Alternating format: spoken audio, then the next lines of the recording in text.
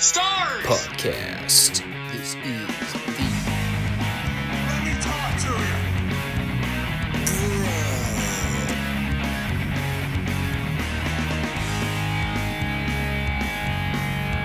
This is such good shit.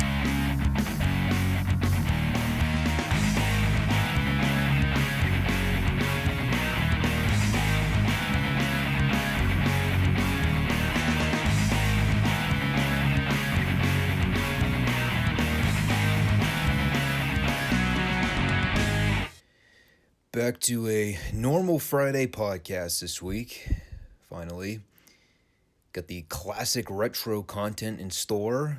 Of course, we got Dynamite to talk about, and some very interesting things to talk about with that one. All of which will be covered in great detail on today's Five Starr Wrestling Report podcast. Here each Monday and Friday on YouTube and Rumble. And whether you are a new or returning viewer, do me a favor if you have not done so already. Subscribe, click the bell icon, like the show, and do me a solid and just leave a comment down below to share your feedback on any or all material discussed today. Again, got a lot in store, so don't want to spend too long on the intros here. Again, the Friday edition is our Dynamite and Retro Series show. Of course, we've been covering 1986 NWA World Championship Wrestling and 1983 World Class Championship Wrestling, which will be continued today. Monday's show, we've got AEW Rampage, NWA Power, as well as weekend events and pay-per-views. Next week, obviously, we've got the Revolution pay-per-view, so that'll be headline for the Monday podcast next week.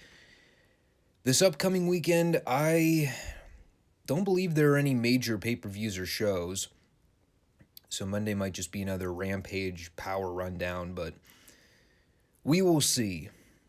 If I had more free time, I'd really love to spend a little more time exploring some of the classic content on Peacock and maybe tie that in with the Monday show. But weekends are usually really busy for me. I just don't have the time to normally watch full pay-per-views and take notes on them. Yeah, excuses. I know. Well, let's see if there's anything good to talk about on this week's Dynamite that did not directly involve CM Punk, Bryan Danielson, and or MJF. Spoiler alert, we didn't. And that was evident right out of the gate when the show began with, as I wrote in my notes here, a shit ton of random dudes hitting the ring without introductions. And had you not been watching the show recently, or God bless your soul, you were checking out the show for the first time, all you saw was guys doing fake indie-looking brawling from the jump, and you were given no reason or rationale to care about anyone involved in the match, much less who was in it to begin with. Of course, 90% of them are either undercard teams or complete jokes to begin with. And when I realized that FTR and Red Dragon was part of this group of Jags, I got even more infuriated. I'm already pretty ambivalent about battle royals to begin with. Unless it's the Royal Rumble where the entrances are stacked. I mean, these matches are, well, exactly what's normally captured on camera. A bunch of clustered people doing spots, and you can't keep track of anything that's going on. The dick tease of FTR and Red Dragon going ham on one another. Feuds that we only wish Tony Khan was smart enough to actually book. It's like, watching this match play out, it is a complete tale of two stories. It perfectly exemplified the disconnect between Tony Khan and AEW's view of good tag teams versus my view of good tag teams. FTR and Red Dragon are unquestionably the best teams in the match, and for those of you that are going to try and sit there and argue for the Young Bucks, fuck off with that garbage. But who did we have in this match aside from those two teams that we would even consider remotely putting into the equation of good professional wrestling tag teams. And again, if you say the Young Bucks, you can blow me. The Dark Order, goofy indie comedy duo. Butcher and Blade, possibly could be a decent heel duo if they weren't associated with Matt Hardy's Job Squad and were actually featured on TV more than twice a year. Best Friends, goofy indie comedy duo. Private Party, goofy undercard job team.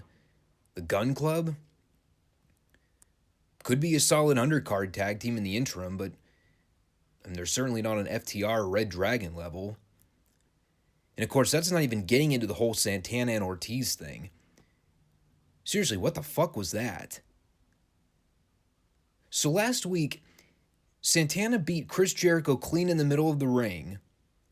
Presumably, I thought, with the intention being for them to be taken more seriously as an uppercard duo outside the inner circle garbage. And in this match, Santana and Ortiz, just another geek team. Ortiz got dumped like he was nothing, and I don't even think Santana made it until like the final four. Of course, the fucking Dork Order did, but yeah, not the team that they just put over in a match last week against one of their big-name stars.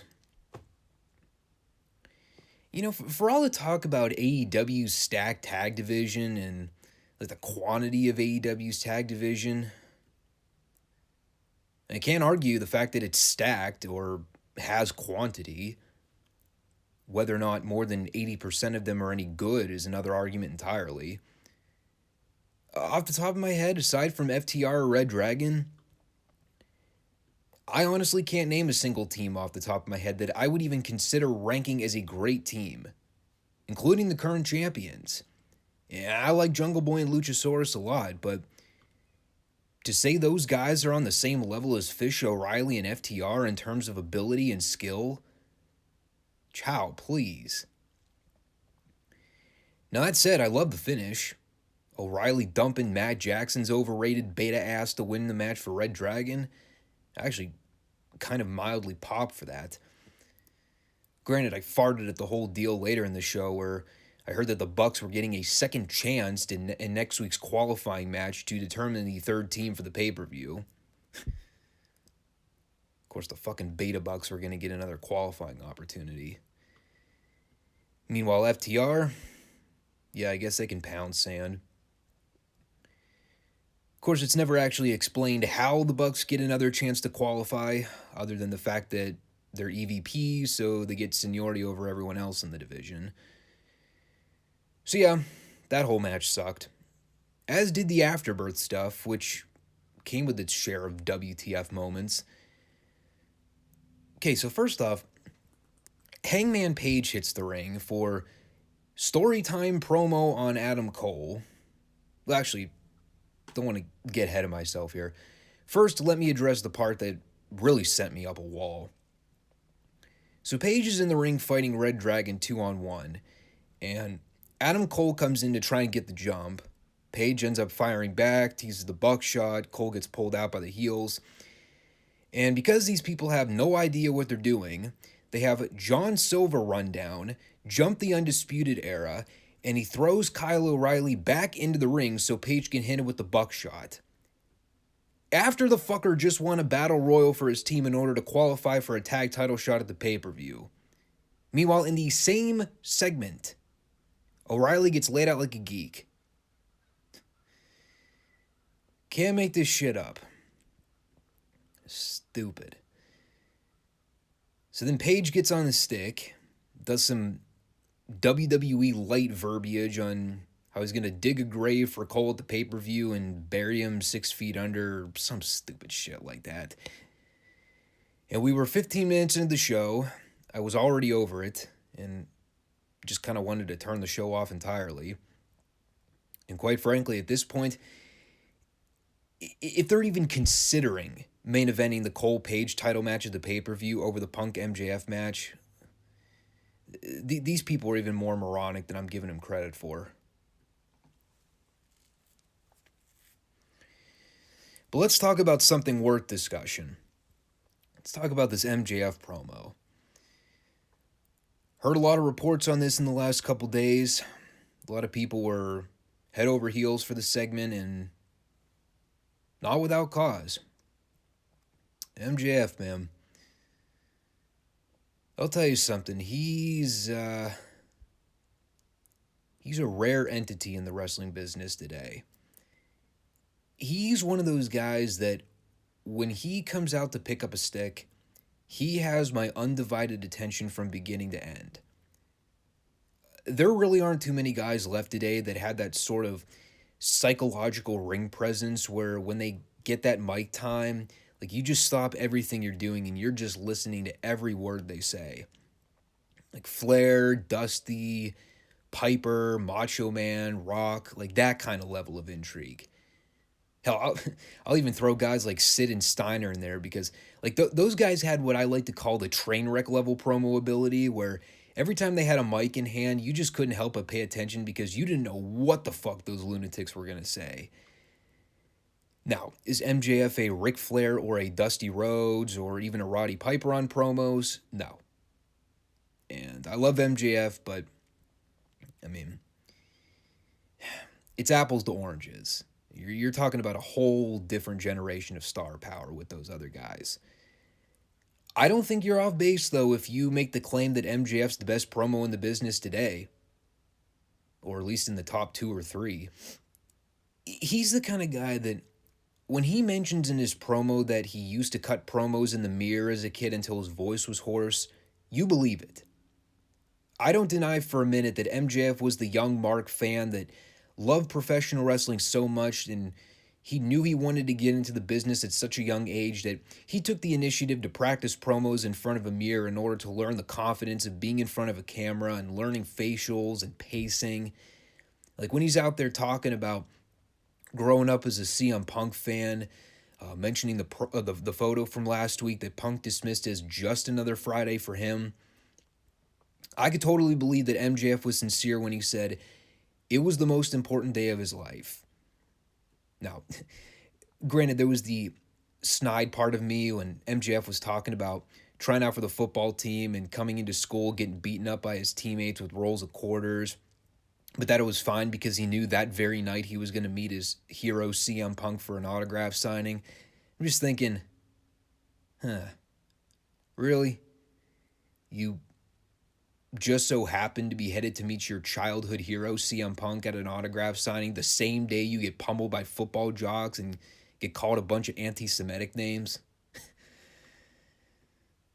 Oddly convenient. But I'll humor MJF here. But the whole thing about him growing up with learning disabilities and not having friends, sort of being a social outcast, they really did a great job tying in why CM Punk was such a hero to him. It's like one of those things where a lot of people can identify with being the kid in school that got picked on and bullied, didn't have a lot of friends, struggled academically, not fitting in with peer groups or having close connections with people. I get that. And, when MJF brought up January 2014 and talked about Punk picking up his ball and walking away, leaving him and the rest of the fans high and dry, MJF never forgot that moment, and he resented him for it all those years later. Talks about the moment that MJF realized that he didn't need a hero because he was going to be his own hero and inspiration. And probably the best part of the promo, I thought, where he just looked into the camera and told Punk at Revolution he can make MJF bleed, but the one thing he won't do is make him quit, because unlike Punk, MJF's not a quitter. And, and you had the whole thing with Punk coming out and asking if it's true, and MJF agreed to every word of it, and that was very effective. The whole uneasiness or the sincerity on Punk's part, where's the middle ground here? Is MJF ribbon? Is this actually something that he's meaning to say? MJF doing a completely different style of heel promo from pretty much everything we've ever heard him do prior. Yeah. I don't have any qualms or gripes with this. I think, it did go pretty long, and I know attention spans for wrestling fans is usually kind of short, so maybe that would have been my only nitpick about it. It's kind of a nitpick about AEW promos in general, though. I think MJF could work on his fake crying a little bit more, but that's just me being facetious more than anything. It really is one of those things, though, where, you hear MJF do this promo, and you think about where a lot of the young guys are in the business today in terms of development and promo ability, character, presence, stardom, the whole gamut. It's like in that pyramid, you got MJF at like S rank level, and you got everyone else. It's like D- or F level. And I don't even mean for that to come off like a snide remark, but I mean, God damn it, son, I can't be that off base with that. Not after hearing this promo. Eddie Kingston's not even on MJF's level, and I don't even think it's close. At best, he's like a B+, maybe A- level in comparison to MJF. And again, why I continue saying that when it comes to this show, when it comes to AEW in general, it's the Danielson, MJF, and Punk show week after week after week after week, and nothing comes within the stratosphere of touching it.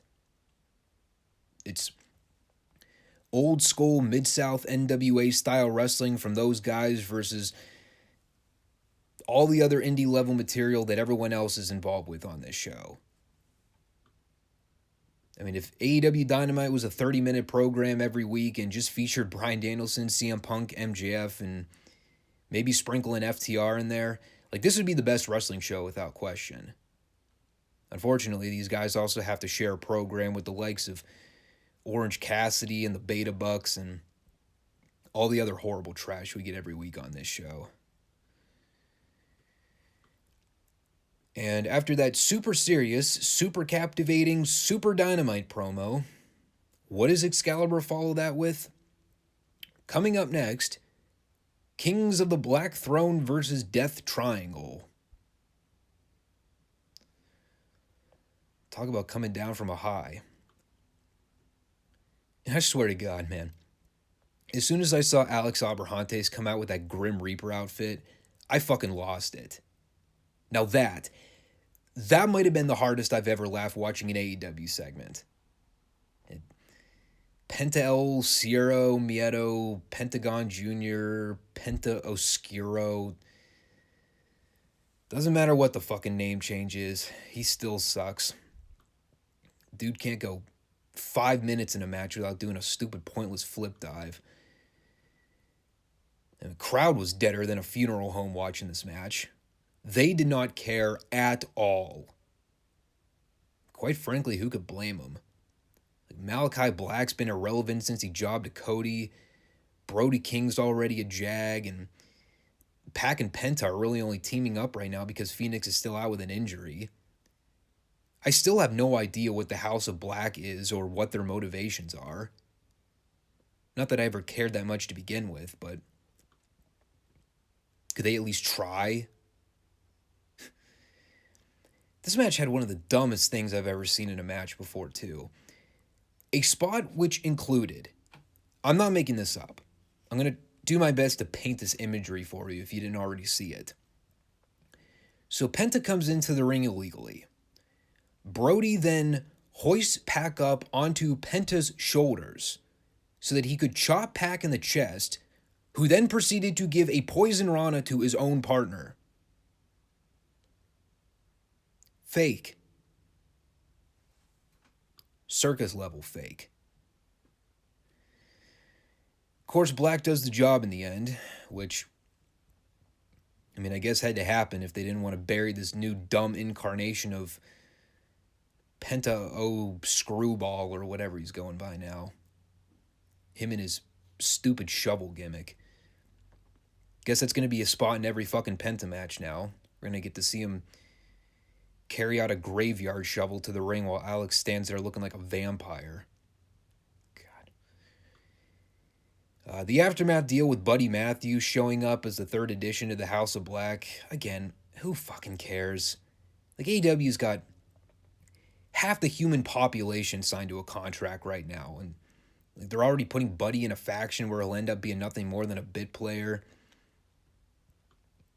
Guess it should also be noted that nobody knows how to do a fucking heel swerve anymore either.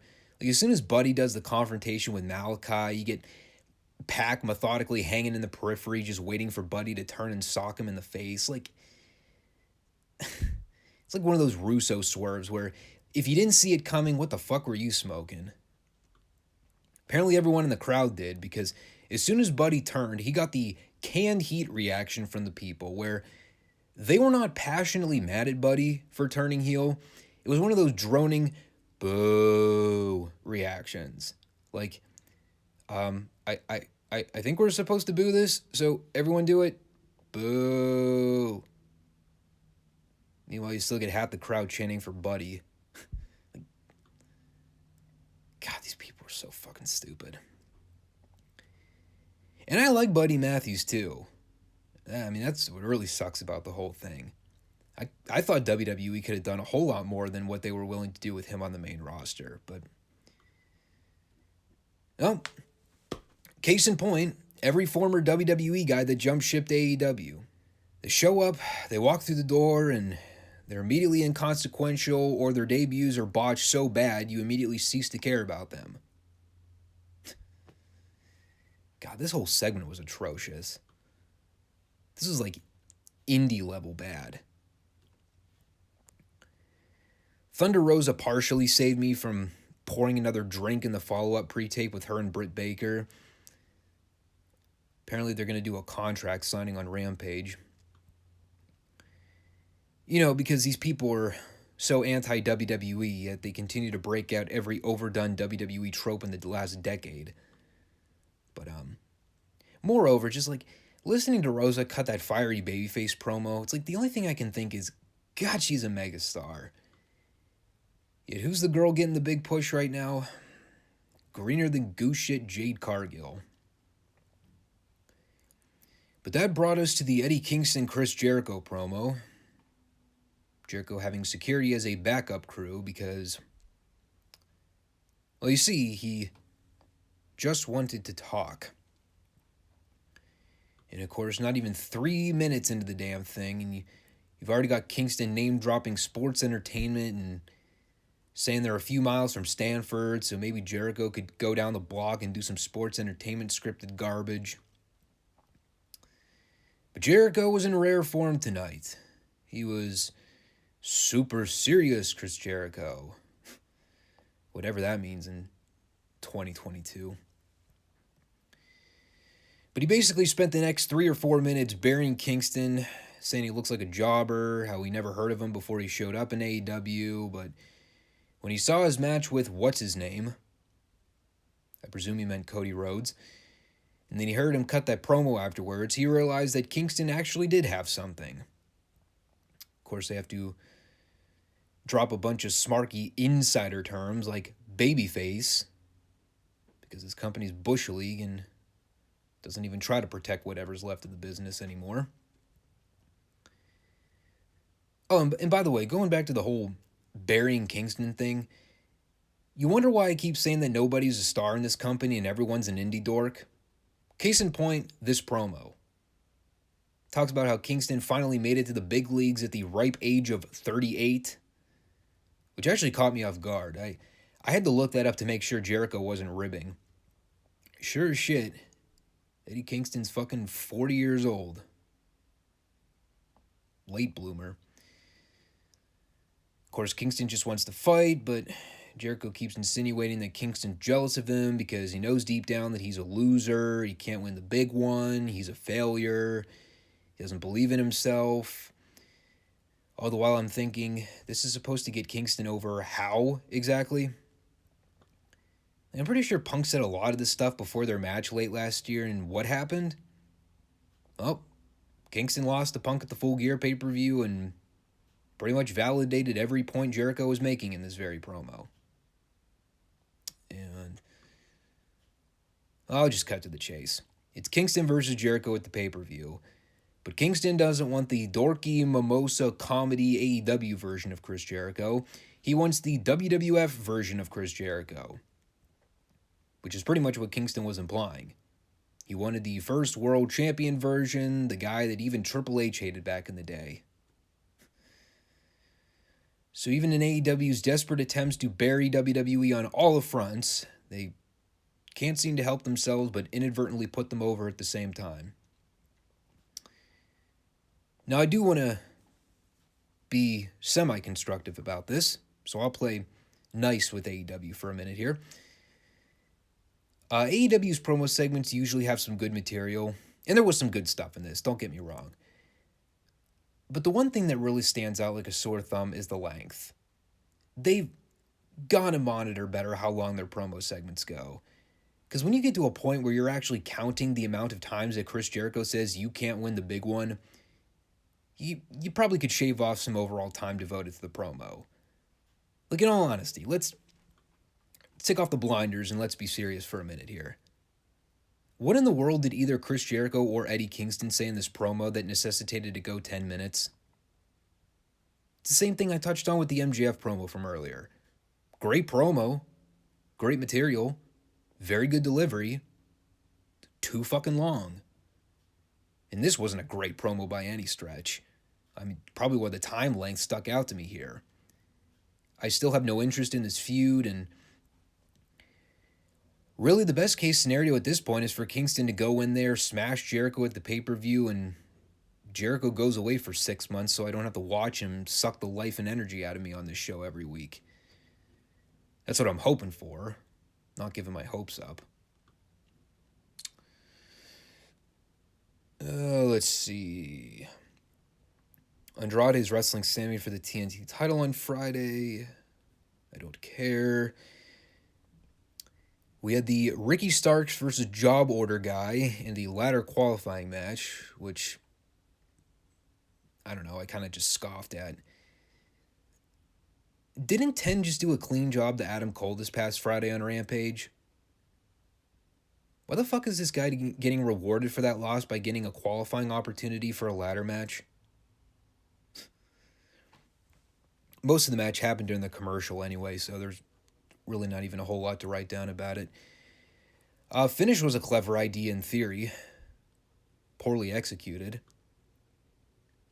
Which you could probably put on a t-shirt and sell on AEW shop. AEW. Clever in theory. Poorly executed. What happened was, Ricky was in the full Nelson, and I guess the idea they were going for was having Ricky grab 10's mask and spin it around to blind him so Ricky could hit the spear. Problem was, Ricky couldn't actually twist the mask around, so it ended up just turning into Ricky grabbing the mask for a second and hitting a moderately harmless looking spear for the clean win. I'm cool with Ricky in the ladder match. There is the part of me that probably should wonder, like, the majority of AEW's talent are smaller athletic dudes, all of whom you would think would be prime candidates to work the ladder match. So, of course, who does AEW book in the ladder match? A bunch of big muscly dudes who are not as athletic. And now Ricky Starks, who is more grounded and not high risk in the slightest. Also a guy that just came back from a career-threatening neck injury not that long ago. So, of course, we're going to put him in a dangerous gimmick match where he'll probably be taking bumps on ladders and falling from great heights. Welcome to AEW, though. Had some horrible middle school drama acting with the Undisputed Era and the Beta Bucks. Again, this is where we found out that the Bucks are getting a second opportunity to qualify for the pay-per-view because reasons. We had Allie and Jade Cargill in a match for the TBS belt. Jade dyed her hair, she still sucks, and the match sucked. The green color change was very fitting, though. And that brought us to the main event. Daniel Garcia versus Bryan Danielson. Always fun watching Danielson wrestle. Can't say I was as emotionally invested by this point in the program, what with all the other lame stuff that happened prior. But Danielson's great. I like Garcia's work a lot, so I did my best to get into this. And it ended up being very good. Probably would have been better if they didn't previously dump an entire landfill of bullshit on me for the previous hour, but still a fun watch. And I think I figured it out with Garcia. What I really like about watching him work, it's the subtle things he does. You know, he's always doing crafty little things in his matches that always leave you impressed and are usually perfectly executed. Like the spot where he had Danielson in the ankle lock and then with his free foot he was stomping on Danielson's head. I like that shit. It's a very small nuance, but like you think about all the times you watch guys use the ankle lock in matches before. Like I've never seen Kurt Angle do that spot where he has the guy in a standing ankle lock, but he's using his foot to stomp the guy's neck while he's in the hold. Like essentially he's working two body parts. So that was really innovative. Great mat work with both guys. There were definitely parts watching it where I could buy that they were evenly matched in terms of ring ability, you know, even though Danielson has the experience edge. Of course, Garcia's size is always going to stand out, but, you know, I still chalk it up to what it's like watching guys like Roddy Strong or O'Reilly or like a Davey Richards or a Zack Sabre Jr., like some of the more technical workers that aren't the biggest guys in the world, but, man, you can take them seriously. Even a guy like Danielson I'd put on that level too. Like or a Finn Balor. You know, the smaller dudes, you know, not necessarily what you would say like big muscly guys, but they're in great physical shape. They're serious. They're believable. They're always fun to watch. So, yeah, match was very good. They managed to take the piss out of it with the 2.0 and Jon Moxley garbage at the end, but I mean, while the match lasted, I had a lot of fun with it. And yes, it is official. It is Danielson versus Mox at the Revolution pay-per-view, to which I wrote down, it's a damn shame that Danielson will probably end up doing the job there, but well, that's why you enjoy the good on this show while you can, because evidently it'll be taken away eventually. Of course, I don't need to continue to beat a dead horse with the whole statement of, it's the MJF Punk show, especially after watching this episode. Aside from some of the good moments of the Garcia-Danielson match, nothing came close to touching that MJF segment.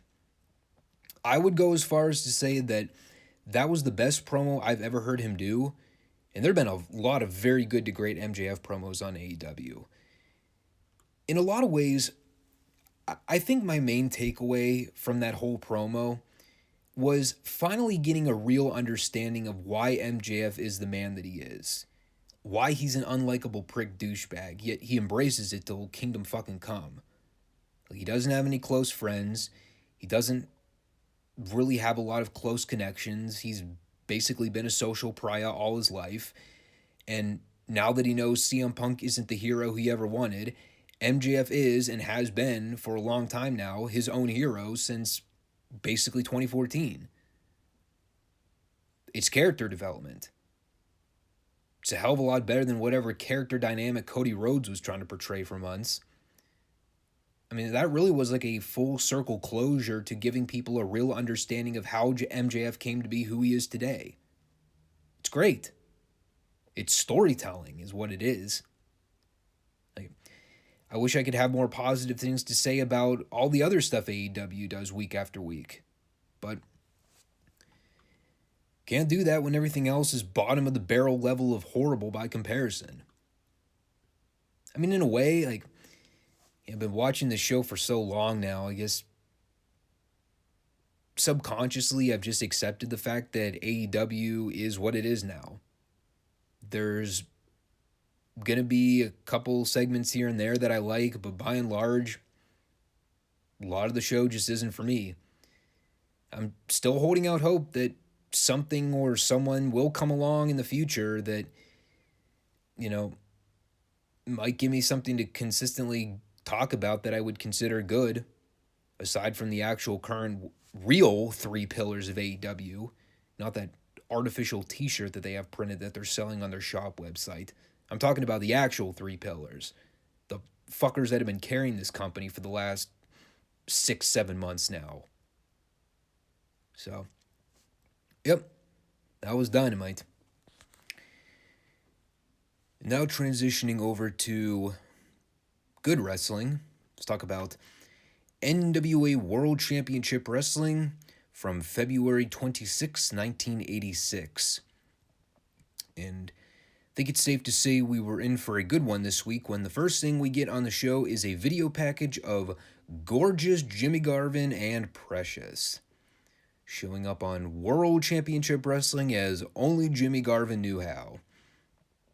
And I believe this was one of Garvin's first major appearances with Jim Crockett Promotions, too. I believe right before Garvin showed up, he had done a little bit of work with the AWA, and obviously Jimmy would see major success in the NWA shortly after joining the company. By the following year, he would be heavily involved with the Ric Flair Ronnie Garvin world title program and had some pretty top-level programs with members of the Horsemen. So they rocket shipped this guy pretty soon after debuting, and I can see why. Just a prime example of another great worker that had the it factor, a naturally charismatic guy who could talk and wrestle, and Jim Crockett saw that right from the onset. And we did have more to come with Jimmy later in the program, so I do not want to get too ahead of myself.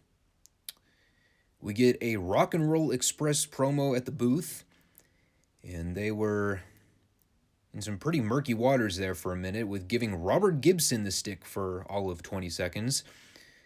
Luckily, he did not embarrass himself too bad, although it's like borderline impossible to understand a goddamn word Gibson says half the time.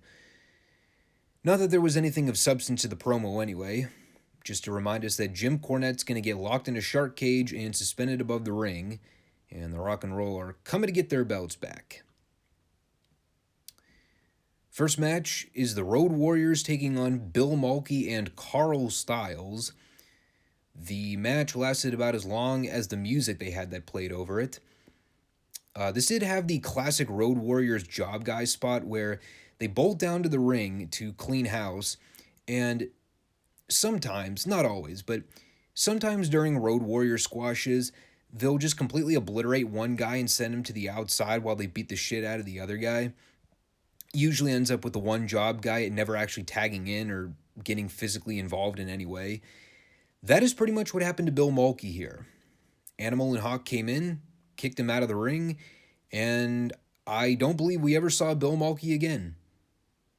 They may have scooped him up on a spatula and took him to the back, and we never would have known that. And that, of course, was followed by a raging Hawk and Animal promo, again promising to beat up the Russians and send them back to the Soviet Union. It's when you definitely know this show is quite outdated. Not really a whole lot else that I wrote down about it. I did, however, go back and catch a brief snippet here. I'm pretty sure Animal threatened to, and I quote, pick the Russians' butts and send them back to Moscow. It is entirely possible he said kick, but I don't know what Animal's into. Maybe he's got a fetish. Tully Blanchard versus Mike Jackson. No, not Michael Jackson. Michael Jackson didn't have a receding hairline like the job guy did in this match. And, last week I really put over that match that Tully had with Bubba Rogers, and I kind of talked about the uniqueness of what made Tully's matches so memorable back in the day. Just the fact that he was very innovative, and he worked a style that always fit the mold of the opponent he was set to work with that night. Big Bubba was a guy that clearly towered over Tully and had a decent amount of bulk and size to him, so Tully ended up working a more methodical style where he would wrestle Bubba on the mat and try to have him fight from underneath, and it worked for that match. And this match this week was completely different from last week because, okay, I might be entirely wrong, but at least from what I've seen in reviewing these shows, I don't believe I've seen Mike Jackson work a match on this show yet. So I really had no idea prior to this match whether or not he had a modicum of wrestling skill or, if he was just another Lee Peak or Tony Zane. So what happens in this match?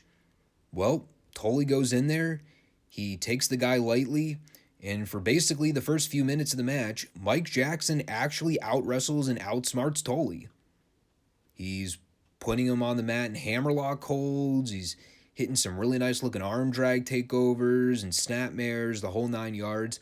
He's whipping him off the ropes and hitting takedowns, and Tully just can't muster up any offense to save his life early on. And that's why I love watching Tully wrestle on these shows. All of his matches are different. They're all unique. He's always trying new things to keep everything fresh. And, of course, you always know Tully's going to go over in the end. But, even in the early stages of him working Mike Jackson and, he's clearly getting outworked, you can still kind of suspend disbelief for a minute that, hey, maybe this Mike Jackson fella actually stands a chance at beating a Horseman and former world champion. And, it wasn't until about 2/3 of the way into the match where Tully finally decided, all right, I'm done playing around with this ass hat. I'm going to kill him now. And finish was great with Jackson giving Tully a punch, basically knocking him into the ropes. And as the ref goes to hold Jackson back so Tully can get back in the ring, veteran instincts of Tully kick in and bam, slingshot suplex, 1, 2, 3. Very entertaining squash. And then we had a legendary moment here on NWA World Championship Wrestling. Really kind of a legendary moment for the entire business period. They had been promoting it for a couple weeks now, that Ric Flair would be coming in to sport the newly crafted and customized World Heavyweight Championship belt on NWA TV. And Flair made sure he dressed for the occasion tonight because, as he noted here to Tony, Jim Crockett only wants a real world champion on TV, which meant that Flair was out there sporting the whole gamut of goods. Custom suit, custom shoes, which I think he referred to as alligator shoes, just to let us all know most people probably couldn't afford them because they're poor. And if you don't know what alligator shoes are, just do a quick price check on Google. He also had the standard Rolex, again, just to rub it in. And he unveiled the big gold belt. Said it was worth a whopping $35,000, which in the year 2022 is how much the average person makes an entire year's income, if he's lucky. And like I said, this is a big moment for TV. Still probably my favorite world title design in the history of the business. And, this is one of those moments that you watch for the first time, and even at a young age, you still remember bits and pieces of the segment. You remember that visual of the first time you actually see that championship on TV. I'm telling you, man, when I first saw that belt on camera as a kid, I never forgot that moment. Flair holding up that custom world title.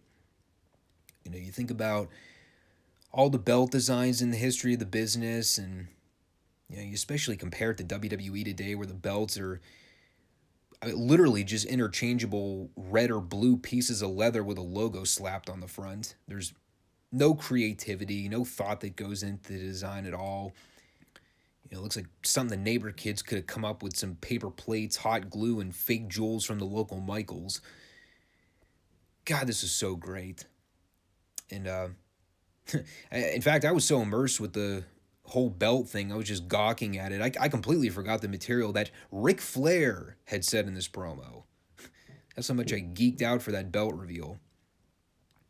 I did remember right before we cut to the ring, Flair did come back to tell Tony that he demand anybody try to come out to top that segment.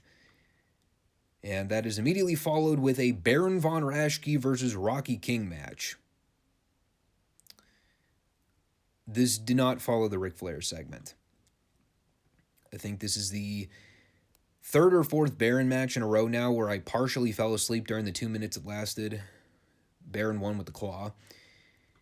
And I was immediately woken back up with the pre-tape of Jimmy Garvin and Precious cutting a promo from the empty studio building. And this was certainly a Jimmy Garvin promo. It says that he showed up at the building earlier in the day surrounded by ladies trying to swarm his limo. And even though he arrived in Atlanta, he decided that he doesn't want to wrestle because he's pretty certain no one in the NWA can beat him anyway. And that includes, quote, Maggot TA. Fantastic heel line. He also informs us that Jimmy avoids red meats, sugars, and fats, which is why he was able to determine that Dusty Rhodes will be no competition for him. Precious was also a highlight in this segment of just spraying the aerosol can. And whereas when Brandon Cutler does it on AEW and it's not amusing in the slightest, Precious gets the 5 Starr Wrestling Podcast approval for the spray can gimmick. And when this was over, I determined that Jimmy Garvin was the best heel in the history of the business that never got to hold a major world title. It also was almost impossible to believe this guy was actually even remotely related to Ronnie Garvin, in or out of kayfabe. Tijo Khan wrestled George South, and as I alluded to last week, this was about the point where the early stages of the Paul Jones Army was starting to assemble. And if you also recall, I had mentioned the fact that Tijo Khan was a comically horrible professional wrestler. I forgot how right I was about that. In fact, I may have underestimated it. The best part of the match is the spot where Tijo grabs South in a blatant chokehold, and the fans actually started chanting, "Kill him." Kill. Yes. NWA studio crowd advocating for cold-blooded murder on live TV. They should all be put behind bars.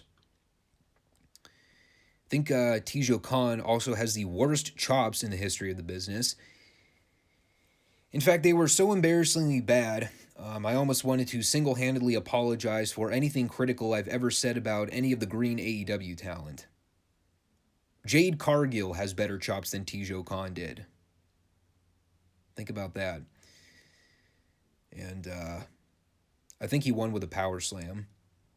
Made even better by the fact that he hit the slam, made a cover, and then got off of South for some reason, I think to adjust his positioning on the mat, and then he got the 3. And even Pee Wee Anderson looked at him like, dude, what the fuck? Hideous. The most comical part of the whole thing was the transition right before the commercial where the text airs, "Let's face it, the best is right here." And right above that, who is in the graphic? Yes, none other than Tijo Khan. Laughable. Then we had a Dusty Rhodes Baby Doll promo, and I have no idea what Dusty said here. All I can say about it is that if I took a shot every time Dusty said, "You understand," I think I'd be on my deathbed right now. Speaking of putting someone on a deathbed, Ronnie Garvin killed Bob Owens in a squash. The best part being the sequence where Garvin has Owens tied up on the mat in a pretzel, and he's torquing on like 2 or 3 body limbs at a time, and completely defenseless, no way to defend himself at all, Garvin then proceeds to palm slap Owens across the face and scream, "Fight me." Again, Ronnie was a babyface in the NWA. How? And after Ronnie breaks the hold and Owens goes to the corner, David Crockett says, "I think Owens made a mistake." Excuse me?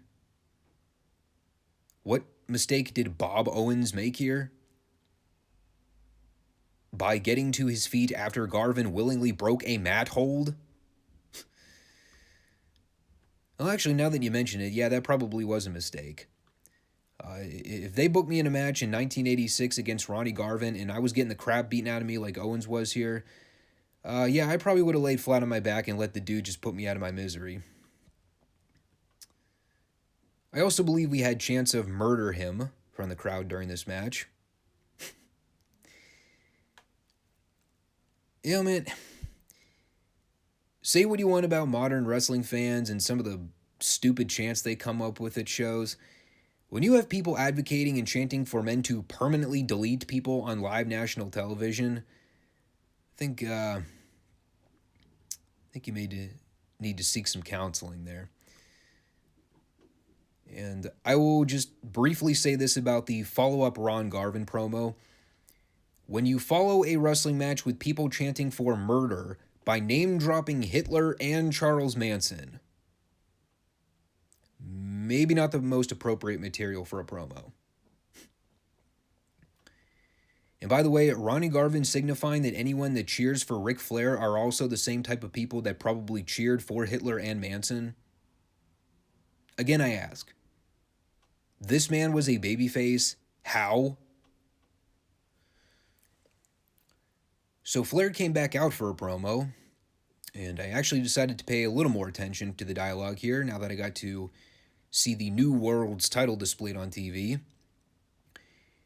And how fitting for a Flair promo. His first message is to let us know that he's been receiving messages from a woman in Minnesota, and the next time he visited the state, he was going to give her a good time. Interestingly, we actually got some wrestling talk from Flair here. He informed us that he was going to be teaming with Arn in the upcoming Crockett Cup tournament. And speaking of the man, myth, and legend, our weekly TV title defense, Arn Anderson defending against Denny Brown, who is apparently still the NWA Junior Heavyweight Champion at this point, a belt that is now being resurrected in 2022 on current NWA programming. And again, man, I'm going to revisit a key talking point from last week about Arn Anderson and all the matches he had on this show around this point. You know, you look back at these shows and the tape library and you think, boy, I really wonder what it was that made the Horsemen so great. Case in point, watching those guys work matches, man. Like, the layouts of Arn's TV title matches were absolutely perfect. You know, the whole concept was the belt could only change hands if the opponent won in under 20 minutes. And because Arn knew how to construct a coherent pro wrestling match, he knew how to pace it so that the match could get plenty of time. He could feed for his opponent enough so that they could get some offense against him, but, you know, to not give him too much where it just turns into a one-sided beatdown for the entire thing. You know, it starts off with Brown controlling Arn and working him over, and as it goes along, Arn starts to muster up a little more offense. He picks up the intensity as it goes along. I believe we had Go Home Rick chants, which is just awesome. And Denny tries to make a comeback at the end. He's whipping Arn off the ropes with a couple big offensive moves. And in a last-ditch effort, he goes for one more Irish whip, but Arn counters it into a gourd buster for the 3. Not the greatest match in the world, but this was peak Arn Anderson. He was there to work his ass off on these shows and get the most out of everyone he was paired with. And the whole aftermath angle with Magnum and Dusty getting in the ring and calling for the heels to fight them, but Ric Flair gets on the stick and puts over the cowardly acts of the babyfaces for trying to pick a fight after a hard-fought battle from Arn. Just great stuff. And if you actually think about it for a second, Flair's not entirely off base. But we were not done yet, because it would not be an NWA show if we didn't get David Crockett and Tony Schiavone trying to humiliate Flair on live national television. So they draw attention to video footage of a post-match Ric Flair-Ronnie Garvin 60-minute draw, where Flair had called Garvin back to the ring for a fight, and Garvin had knocked out Flair with the punch and got the visual pinfall. Flair, of course, there to let us all know that he wants a stern and serious message to be delivered to Ronnie. If he keeps messing with Flair, he's going to get hurt bad. And to think this feud carried over for another year and a half. They certainly weren't in a rush to blow it off. That is for sure. We had the Barbarian taking on Kent Glover. The only thing I noted about the match was the commentators mentioning the fact that Ron Bass is still looking to fight the Barbarian in the Test of Strength Challenge series. A story that I totally forgot about until they mentioned it. Also a blow-off that, off the top of my head, I can't actually recall if they ever blew it off. Does anyone know if the Barbarian Ron Bass Strength Challenge actually ever went down? If it did, I have no memory of ever seeing it. Unless they aired it as a dark match or something. The best part of the show was the fraternity doing the wave with the studio audience. And as they cut to Tony Schiavone, he just looks at the camera like, what in the fuck is going on here? Actually, the frat crew is a pretty big highlight of the show looking back. They also may have been the culprits for stirring up all the murder chants that we heard on this programming, so maybe we do have a crew that is to blame for that. And then we had Jim Cornette out to cut a quick promo, informing us that he has official documentation from medical officials indicating that he has a fear of heights and that he should not be locked in a shark cage and suspended above the ring like an animal. I believe he also said that they were threatening to put him 150 feet into the air. Could have sworn it was only 80. Yes, only 80. A fall that would kill the ordinary man, whereas a fall from 150 feet would not only kill a man, but would probably result in the remains not being found. Of course, that led to the Midnight Express match for the week, wrestling Mike Simani and Larry Clark. Bobby and Dennis sporting the Christmas attire for this one. You know, watching Bobby Eaton back in the day, yeah, it's funny. I sit here every week when I'm talking about AEW and, you know, bitching and complaining about all the unnecessary flips and dives that everyone does on TV. Meanwhile, there's a spot in this match where one of the job guys gets stumped to the floor, and for reasons that I am still not able to figure out, Bobby Eaton goes up to the top rope, and he does a leaping clothesline onto the concrete floor to take out the jobber. And the only thing I'm left wondering after the fact is, why the fuck would you do that? It's not even like Bobby was going for an axe handle where he could at least land on his feet. Like, this guy just put faith in God's hands and said, I'm going to do a crossbody clothesline thing onto cement and hope that I don't break a rib or dislocate an elbow on the landing. And I know Bobby was a pretty agile guy, but still, like, my God, dude. Like, why would you risk your body like that in a spot for a studio wrestling program? Like, it's not even like it was on a pay-per-view or a live event. And to be fair, it was the most memorable part of the match outside the fantastic part where, in the finish, the Midnights are running wild, and Clark gets tagged to try and make the save for the faces, and he is immediately cut off and killed with a knee drop from Eaton. And probably the biggest pop of the entire night after the match, here come the Rock and Roll Express to whack and chase off the heels with the gimmicked tennis rackets. And I will say this, Eaton and Condrey made the wise choice of getting the fuck out of Dodge, because when I tell you that Morton and Gibson came in swinging for the fences, I'm not exaggerating. Those guys came storming in like wild men, and they did not give two shits who they came into contact with those rackets. So, good call with the heels not sticking around too long.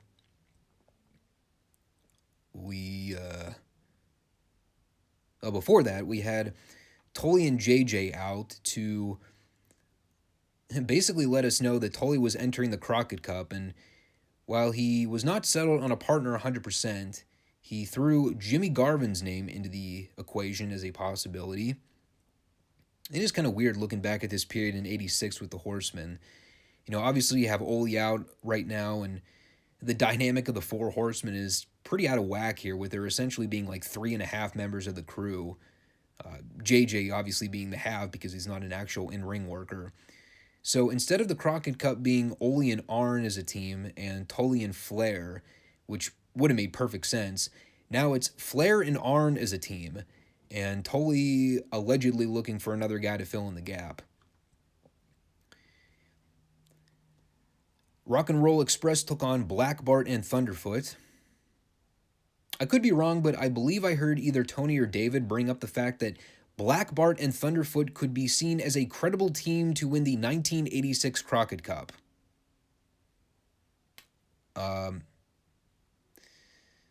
Negative on that one.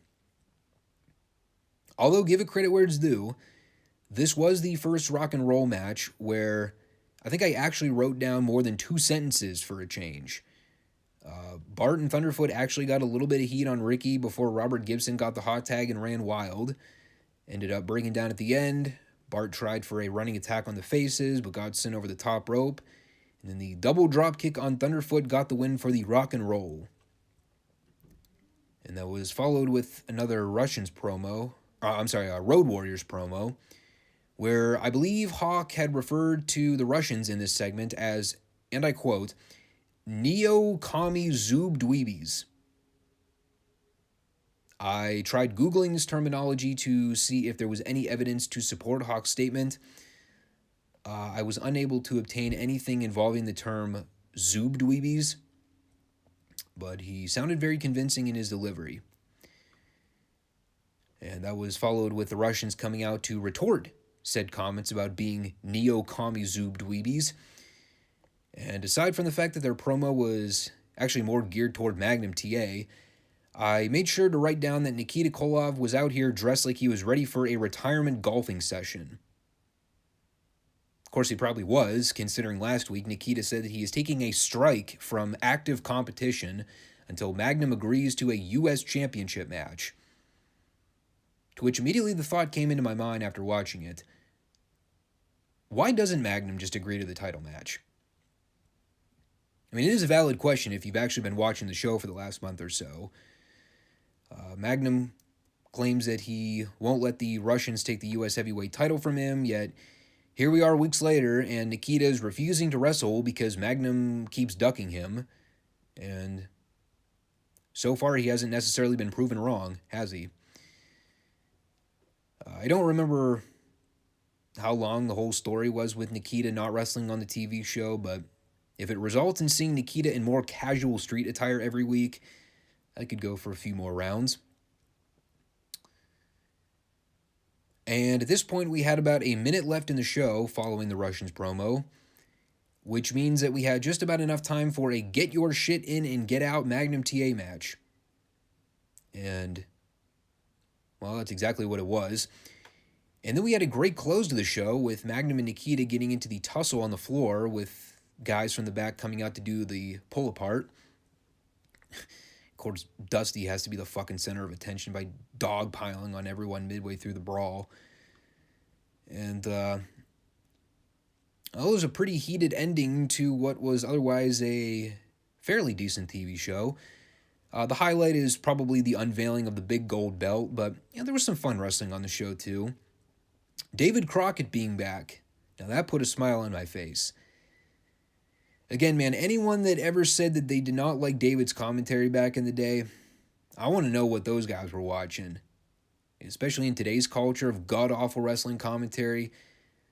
David Crockett is fucking Gorilla Monsoon compared to the geeks calling action today. Sorry, that includes Jim Ross, too. We need more commentators like David Crockett in the business. Just casual guys that are complete marks and they love what the baby faces do and they hate the heels, and it's just fantastic stuff. And, the other thing too is, you listen to David Crockett's commentary and he makes the show fun. And that's really what it boils down to. When I watch a wrestling show and I want to feel like I'm enjoying it, the energy and the life has got to come from somewhere. And David Crockett is so good at that. He just makes you entertained. He makes you enjoy and love the product. So I really appreciate David Crockett. Growing up as a kid, I never disliked him or anything like that. I never thought much of him at a young age. But, the older I get, I think back to this time with him calling action on Studio Wrestling with Tony Schiavone. And those guys were such a perfect match for each other. Two very different personalities, but man, they had chemistry and man, they gelled well together. So, this is a really fun show. As was World Class Championship Wrestling from February 25th, 1983. And boy, what a great show to return to after having taken a couple weeks off. A lot of big stuff on this one, including the first showdown between the Von Erichs and the Freebirds in the main event. Probably could have made that the entire 45 minutes of the show if they wanted to. And the other big story for the show was the revelation as to whom the man ended up being for overseeing Devastation Incorporated. Bundy teased it a couple weeks back, and come to find out later in the show who it ended up being, none other than General Akbar, a man whose work I really only got to see a little bit of in Mid-South Wrestling growing up as a kid, but never got to see him in World Class. Definitely well before my time in terms of prime years. I don't remember too much about his time as a ring worker, though. I know he did some very brief work in the WWF in like the mid to late 70s. It's funny. I remember reading an article about how the ring name came up for Skandar Akbar, and I thought it was amusing. And there's really no in-depth backstory to it either, which is why it's so amusing. Fritz von Erich just came up to him one day and said, "Hey, we need you to sound more Arabic, so use that name instead of your normal ring name." Like, God, can you imagine WWE doing something like that today? That would almost be as ridiculous as taking someone like Walter and deciding one day, "Hey, we want to change your name to make you sound more like a World War II Polish naval commander who had heavy ties to the Nazi Party." Can you imagine WWE doing something that tone deaf? So anyway, Bundy let us know that the man is in the house, and he will be revealed later on, even though I just spoiled it 20 seconds ago. That led to the first match, King Kong Bundy versus the Magic Dragon. It was hideously boring. I think the match went something like 8 minutes, felt like 40. 80% was nerve holds and rear naked chokes. Dragon tried to make a comeback at the end, but Bundy quickly cut him off and killed him with a splash.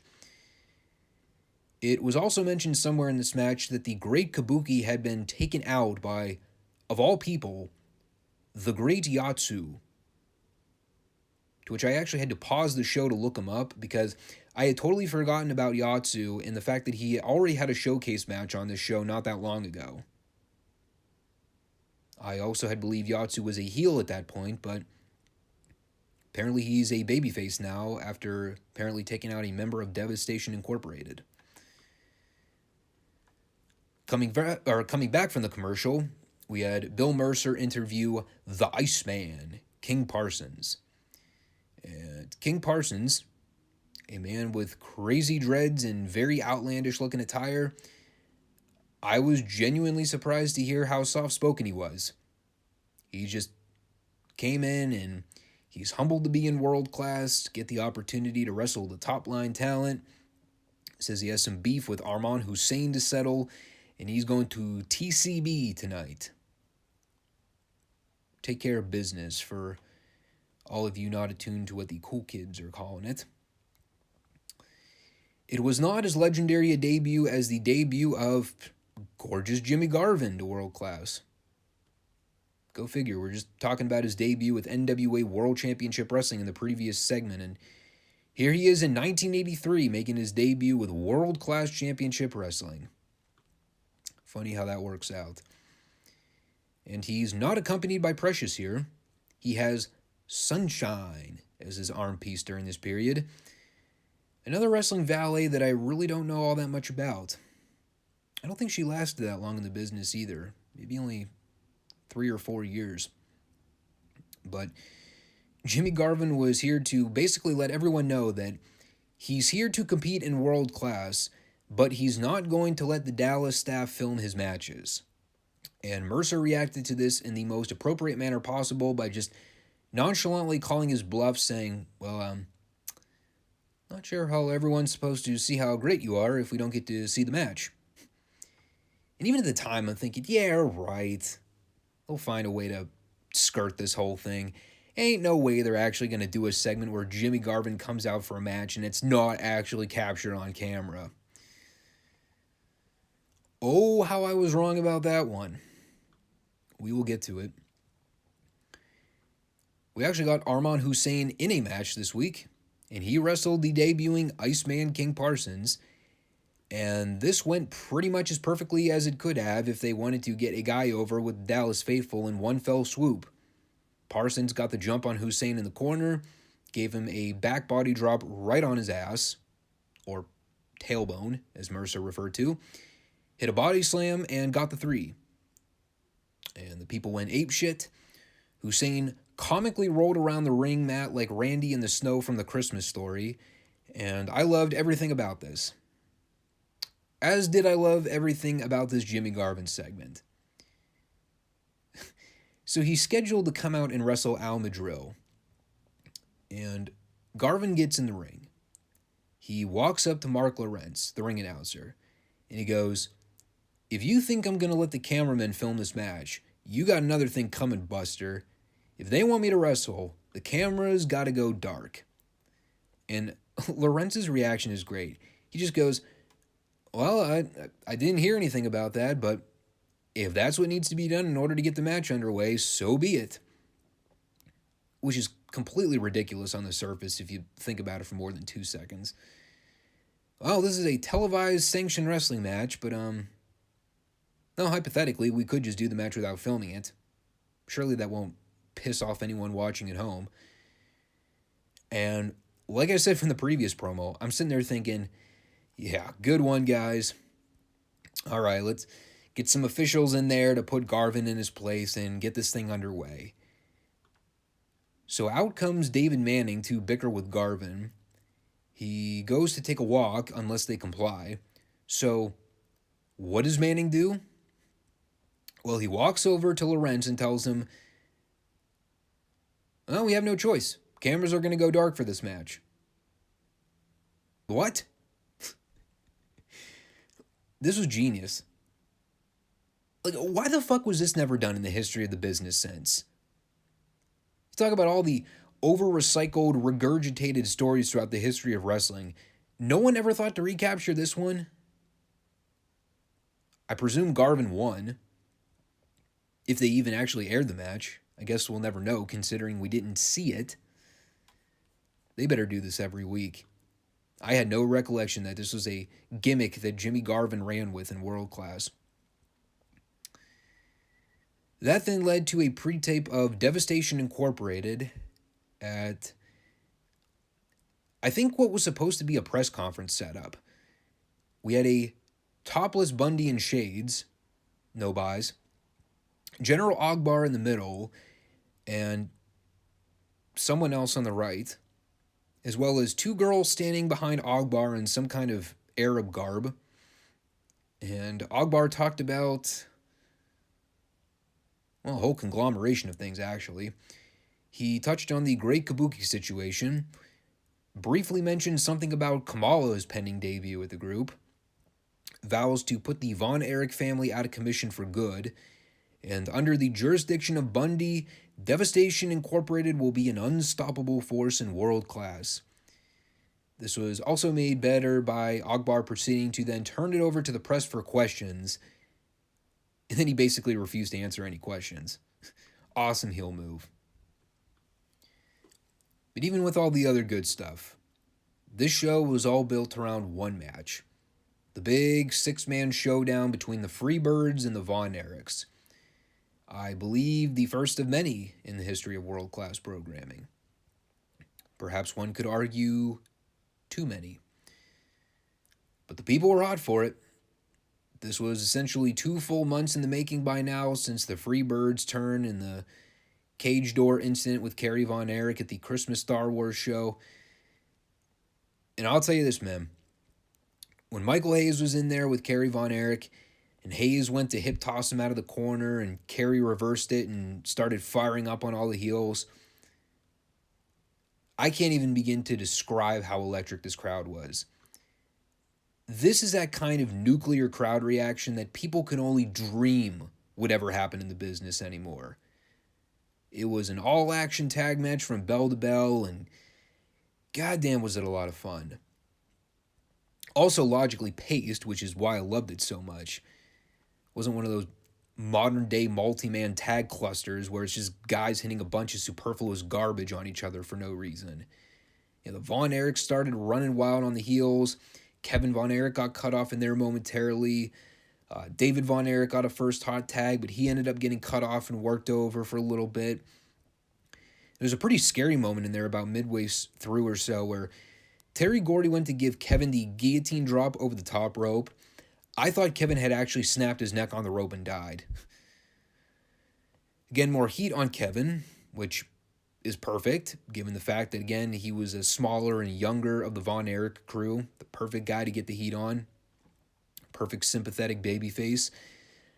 Kevin ended up getting the big hot tag at the end. It wasn't Kevin. I believe it was Kerry. Got the hot tag. Took it to the heels, but Buddy Roberts came in and cut him off with a forearm. A lot of go, Kerry, go chants in there. We had a series of spots where guys got dumped to the outside, but the wrestlers quickly tossed him back in. Oh yeah, I guess I forgot to mention, this was a lumberjack match. Kind of important. Ended up breaking down to a total pandemonium clusterfuck there by the end. All 6 guys are in the ring. Buddy and Kerry end up fighting to the outside with all the lumberjacks trying to restore order. David ended up getting the claw on Gordy, but Hayes came off the second turnbuckle with the double axe handle. Somewhere in the mess here, David Manning took a phantom ref bump, which is always my favorite part in matches, where the ref is just down for no reason. And the finish was Gordy going to give the pile driver on David, but Kevin gave Gordy the double axe to the back, exactly how they got cut off earlier, and he put David on top of Gordy for the 3 before Hayes could run in to make the save, and the crowd went totally ballistic. Babies were thrown into the air, fireworks were set off. May as well have been the Super Bowl finish. Again, the kind of reaction for a payoff to a heated blood rivalry that is just borderline unobtainable in modern wrestling anymore. But the feud's not done there, because the Von Erichs have one more goal to achieve. This match was non-title, so now the Von Erichs are after the Freebirds to capture the 6-man World Tag Team Championships. Championships that David had won for them, by the way, if you go back to the Christmas Star Wars show. And my God, dude, like, you know, there's a reason that the term fiery babyface was coined in the business, and no one exemplified that more than the Von Erichs did in this interview. These guys were elated. The only thing missing from it was them popping champagne bottles with how overjoyed they were to finally get even a hint of revenge on those no-good Freebirds for what they did to Kerry in December. Just fantastic stuff and great conclusion to a great episode. And again, you know, historical reference, yes, I know the Von Erich Freebirds feud was done to death, and I mean, kind of in the literal sense, as it really ended up being the ultimate downfall of world-class championship wrestling in the coming years, but I reiterate, there is a particular kind of nuclear heat that certain wrestling programs have generated in the history of the business. Most of them are few and far between. But when it comes to the story of the Von Erichs and the Freebirds, there's a reason that rivalry is so memorable. There's a reason people still talk about it to this day and stack it with top feuds like Hogan and Andre, Flair and Steamboat, Bret and Shawn, Rock and Austin, Austin McMahon. And those are just singles feuds that I mentioned. And if you're looking for something in a tag team setting, like this is equivalent to the Rock and Roll Midnight program. It's just a dynamite feud that makes me realize why I still have a passion for this business today. You know, all the garbage we get in the modern era, you know, it can rub me the wrong way or piss me off to no end, but when I go back and watch archive footage of matches from this period, the real professional wrestling period of the business, like reasons like this, it's why I still watch today. Just holding on to that sliver of hope that anyone that actually grew up watching and appreciating this stuff, you know, that's a current active wrestler today, that they'll actually bring some level of credibility back to the business. You know, again, it's why I still hold out hope for guys like Punk and Danielson in AEW. Because those guys, I know they get it. You know, the rest of them are bull in china shops as far as I'm concerned, but you know, if Punk and Danielson are the last 2 beacons of hope for the business today, so be it. You want to throw MJF in there too? Yeah, you can definitely make a case for him. So on that rather optimistic note, let's call it before I get pissed off again after thinking about that Dynamite show. Thanks for tuning in, people. Again, we are here Monday and Friday for new podcast material and new content, Rumble and YouTube. And we'll be back this Monday for another installment of the FSWR podcast. Again, if you like the show, please do me a solid and like the show, leave a comment, and just, hit that sub button. Keep the bell icon notified to see when our shows go up. YouTube in 2022 is a set up to fail system for any smaller channel that doesn't have a lot of traffic, and they ain't doing me any favors in the algorithms with getting my channel out to garner more attention, so any support you can give me would be greatly appreciated.